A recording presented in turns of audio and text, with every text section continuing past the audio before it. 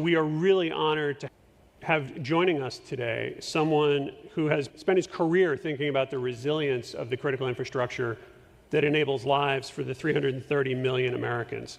Tom Fanning, he led Southern Company for over a decade. He had 9 million customers, the largest energy company in America. But what brings him to this stage is not just what he did in business, but also what he did beyond his office. For 10 years, Tom co-chaired the Electricity Subsector Coordinating Council. That's the principal liaison between the electric power sector and the federal government on national security, infrastructure security, and resilience. He also served on the Cyberspace Solarium Commission. Almost all of their recommendations were enacted by Congress. That is not normal. Today, he chairs the Alliance for Critical Infrastructure, a coalition he built across energy, finance, and communications, because he recognized what we all recognize now, which is threats do not respect sectoral boundaries. So Tom, I've been looking forward to this. Thanks for joining us. I think we come at resilience from a very similar perspective. You ran one of the largest critical infrastructure operations in the world. Now you're focused on how do we bring sectors together. Why? Because we are all inextricably intertwined. When I first took over the leadership of the Electricity Subsector Coordinating Council, it was very clear to me in a very short amount of time that just protecting electricity and working within the silo, collaborating with the Department of Energy was completely insufficient to protecting America. That's the broad charge. And so we actually started an effort to find like-minded people across America. Very quickly, we came up with some other people that felt the way we did. I can tell you early champions, JP Morgan, Jamie Dimon was all in, AT&T, Randall Stephenson, and there were a host of others. But so what we did is broaden electricity into energy, and then we brought on finance, and then we brought on communications. And we're going to take care of each other that way. What you got to understand, though, is that you can't protect everything. And so what do you really mean by resilience? I used to use this kind of textbook thing inside Southern to say that this electricity system across America over 100 years has built our electricity systems on the notion of reliability. That means you kind of work with a normal distribution of events, and within this kind of 90% confidence interval that I'm going to make sure that the thing works. The notion of resilience is really operating in the tails. What if you're in an unusual circumstance, whether it's a hurricane or whether it's an attack by China? What do you do then? And so we think about a 2x2 matrix, if you will. What do we think about things to avoid? They have a very high cost and they're kind of unusual. And what are things that we manage? Cost is a little more manageable and they're pretty frequent. Thinking about the risks within that kind of matrix is how we think about protecting our most critical infrastructure. Southern Company, you know, is a really important company to America. We control the flow of electrons all across the Southeast. But not everything we do is important.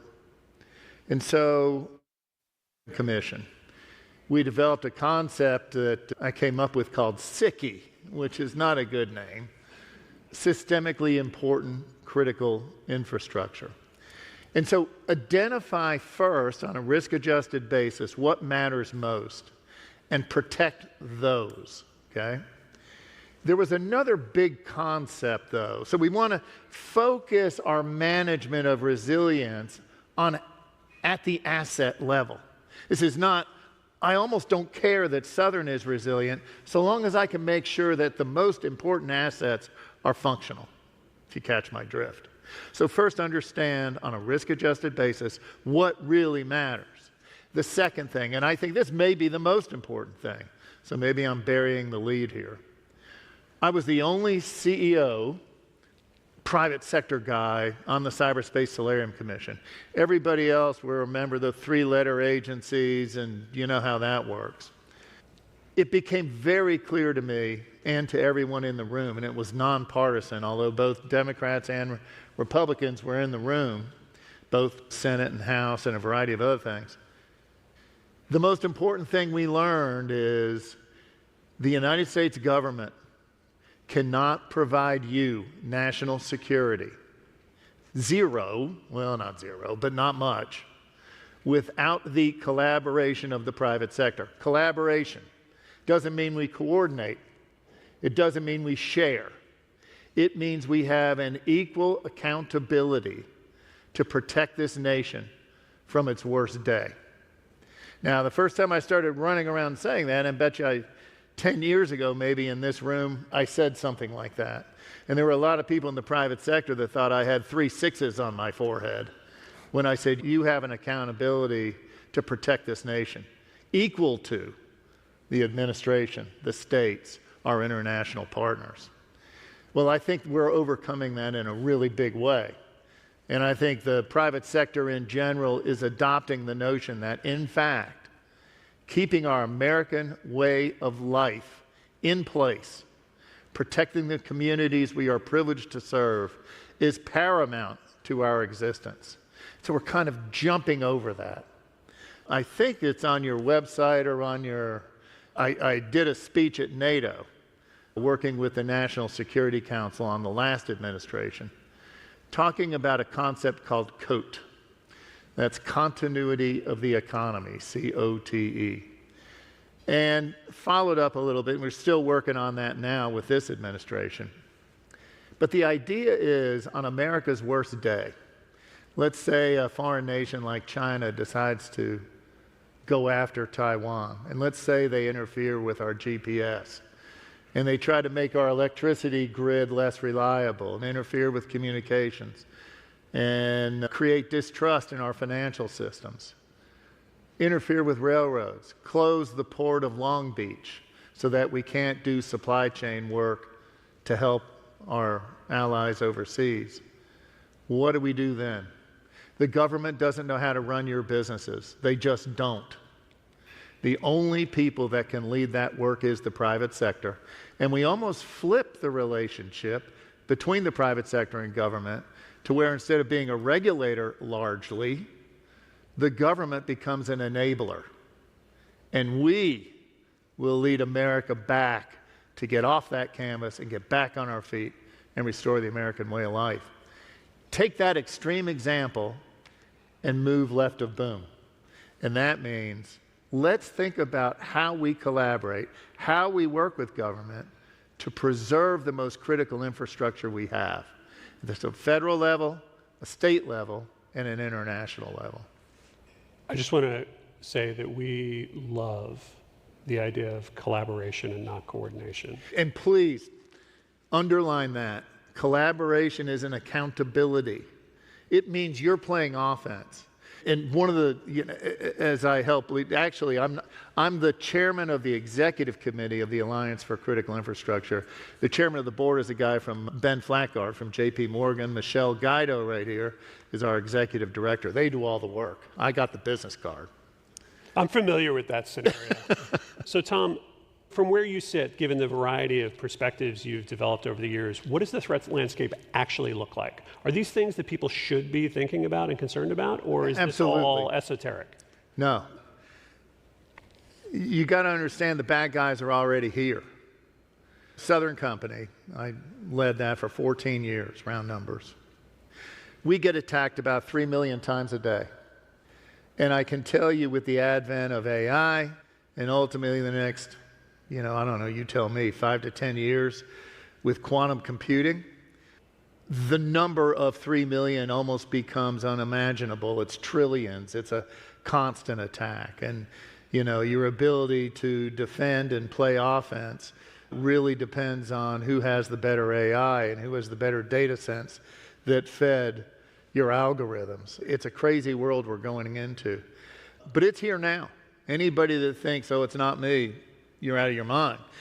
And the other thing you may say to yourself, and we've learned this through a ton of work we've been doing, when you start getting into what builds resilience, you really need to get into the first, second, and third derivatives of protecting your critical infrastructure. What are the supply chain characteristics? How does transportation matter?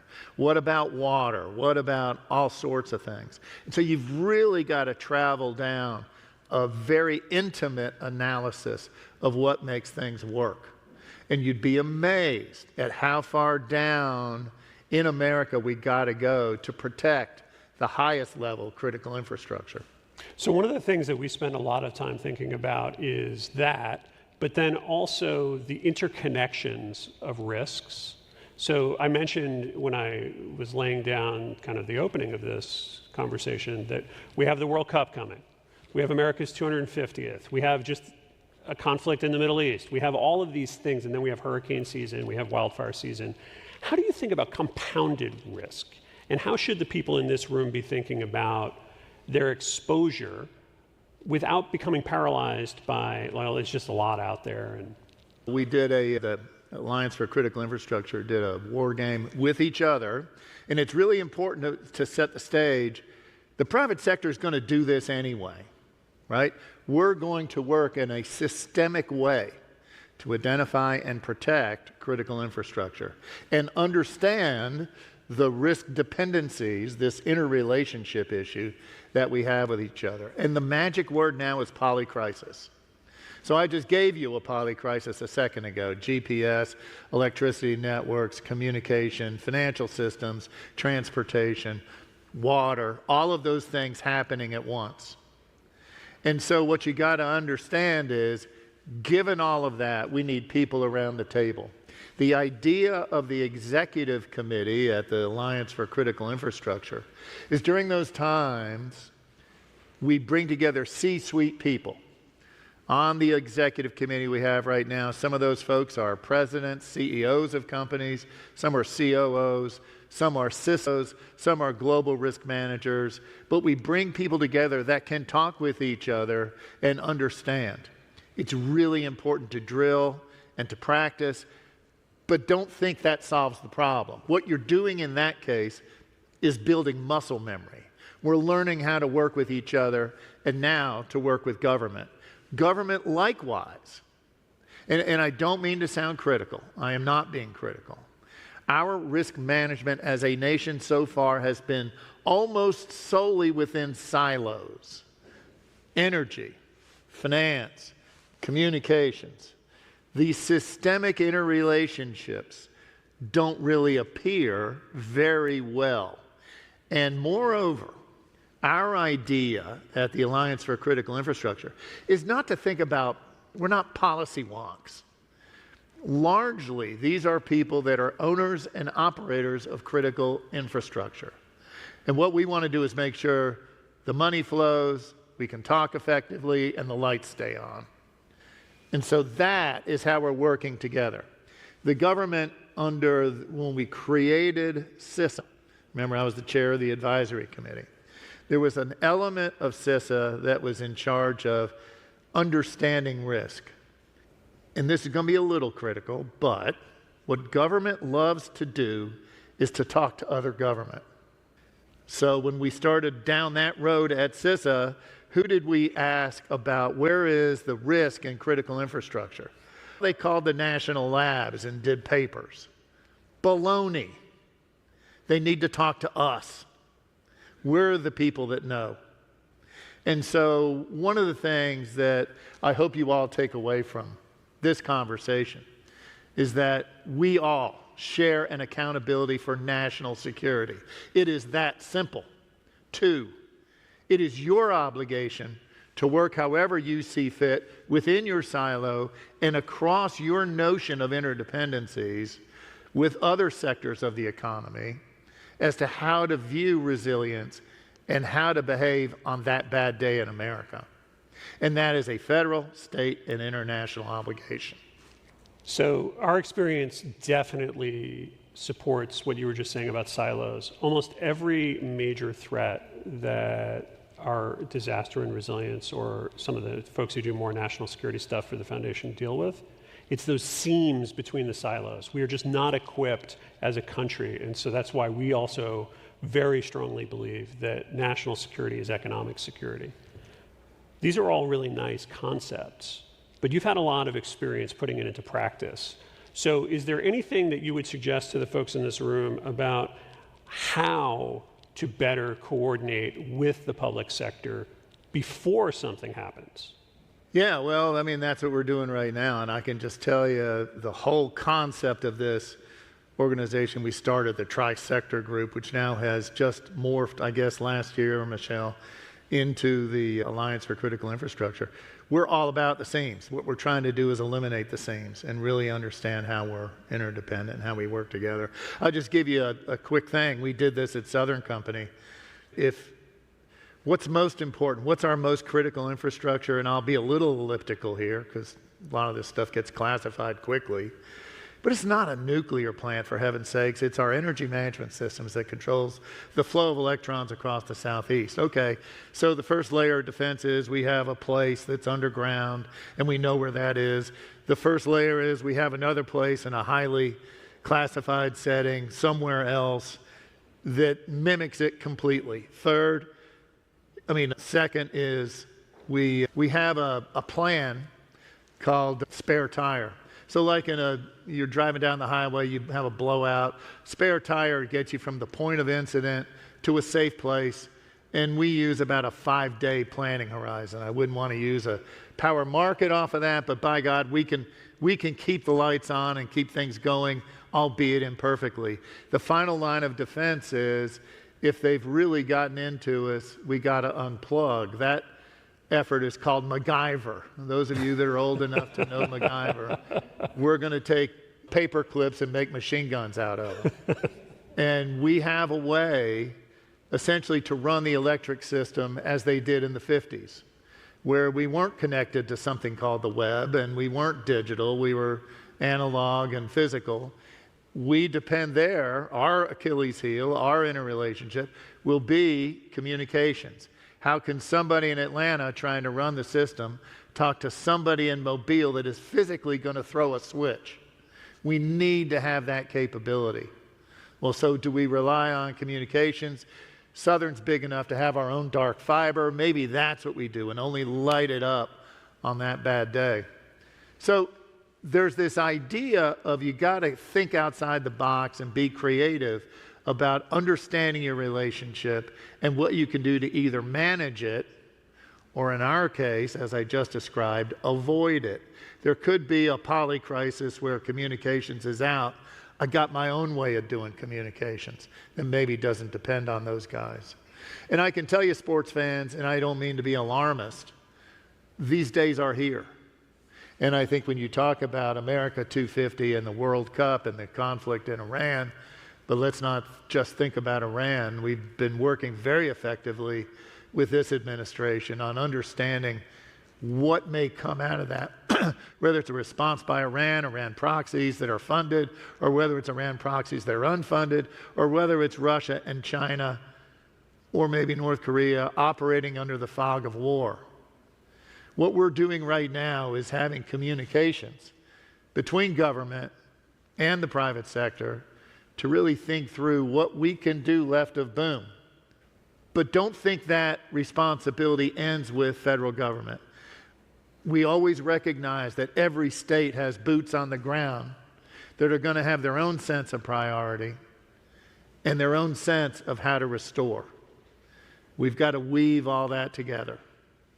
So we've looked at, the last question is, we've looked over the decades at steps that the government and private sector have taken to increase resilience. After World War II, we did things. After 9/11, we did things. You spent a lot of time working on this, working with your competitors, with partners. What is the legacy that you want this group of business leaders to leave for the next generation of Americans? So I got to tell you, and I got a magazine cover on me, and it said, industry leader, patriot of the United States. It called me out as a patriot. I would argue everybody in this room is a patriot. Every one of you are.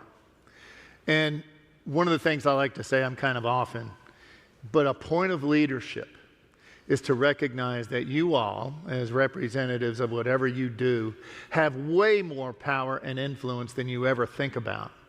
And my sense is to get in touch with yourself with this kind of idea, this fire in your belly that today is going to be better than yesterday and tomorrow will be better than today. And what can you do within the context of your operation to make America safer? You're going to have to get off of the way we did things last year and think about this new reality and your accountability within that new reality to make America safer. And you're going to do that not as an employee of an organization, but as a patriot. And I would ask you, as a human being, a citizen of the United States, turn on the patriotism and apply that to your job every day. Tom Fanning, thank you for doing this. Thank you for your work. And thank you for sharing your insights with us. Awesome. Thank you. Good seeing you guys.